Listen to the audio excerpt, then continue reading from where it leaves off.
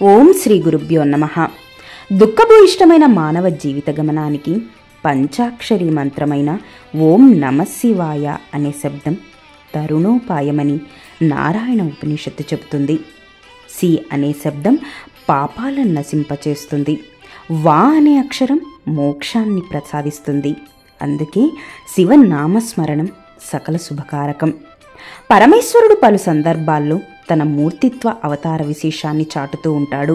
అందుకే ఆ నీలకంఠుడు ఎన్నో నామాలతో స్థిరపడ్డాడు ఈ భారతదేశంలో. దక్షయజ్ఞ సందర్భంలో స్వామివారు వీరభద్రుడి అవతారంగా వీరేశ్వరుడిగా అవతరించారు. ఆ పురాణ గాథతో ముడిపడి ఉన్న క్షేత్రమే తూర్పుగోదావరి జిల్లాలోని మురుముళ్ళ గ్రామంలోని శ్రీ భద్రకాళి సమేత వీరేశ్వరుడి దేవస్థానం. ఈ దేవస్థాన విశేషాల గురించి తెలుసుకుందాం.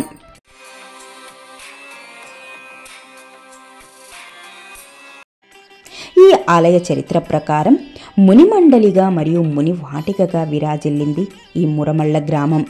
దక్షయజ్ఞ వృత్తాంతం ఈ క్షేత్ర ఆవిర్భావానికి మూలంగా చెబుతూ ఉన్నారు.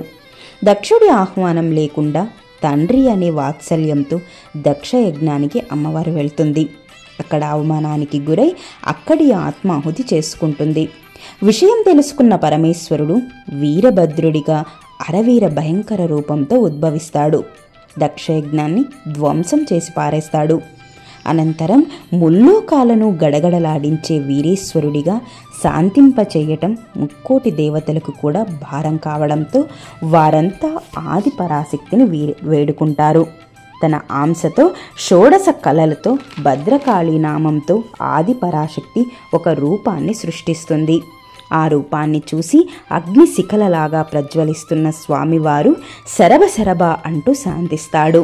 వారిరువురికి దేవతలు అంతా వివాహాన్ని జరిపిస్తారు. ఆ మూర్తులే వీరేశ్వరుడిగా భద్రకాళిగా స్వయం వ్యక్తమయ్యారు.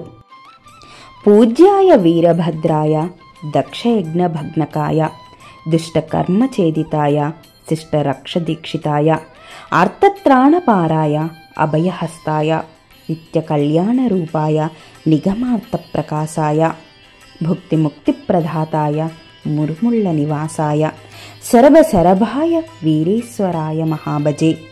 రుద్రుడు అంటే దుఃఖాన్ని పోగొట్టేవాడు అని అర్థం.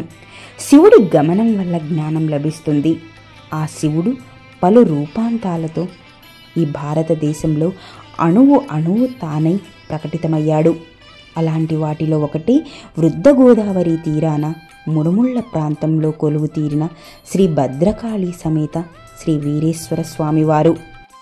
ప్రకృతి అందాలకు పట్టుకొమ్మ కోనసీమ. పచ్చని ప్రకృతి మధ్య స్వామివారు వెలిశారు. నాగేంద్రహారాయ త్రిలోచనాయ భస్మాంగరాగాయ మహేశ్వరాయ నిత్యాయ శుద్ధాయ దిగంబరాయ తస్మై నకారాయ నమఃశివాయ. ఇక ఆలయ విశేషాలను చూస్తే మనం ఆలయంలోకి అడుగు పెట్టబోయే ముందు ఆలయ ముఖ మంటపంపై శివ కుటుంబం దర్శనమిస్తుంది.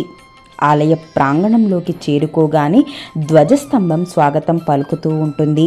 ఆలయ ప్రాంగణంలో ఆలయ చరిత్ర మరియు శివ కుటుంబం అత్యంత మనోహరంగా ఉంటాయి.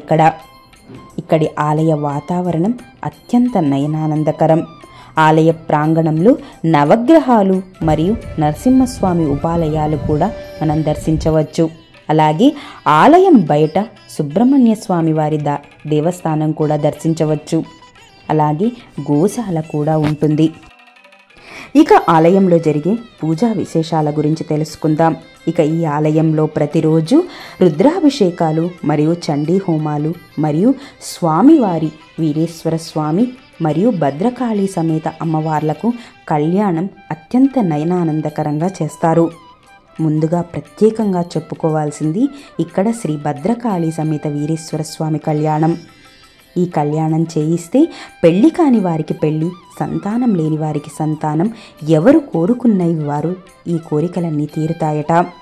కళ్యాణం జరిపించుకోవాలి అంటే వారి వారి నక్షత్ర ప్రకారం మనం టికెట్స్ బుక్ చేసుకోవాల్సి వస్తుంది. ఇవి ఓన్లీ 100 మెంబర్స్కి మాత్రమే ప్రతిరోజు చేస్తూ ఉంటారు వారి వారి నక్షత్ర ప్రకారం.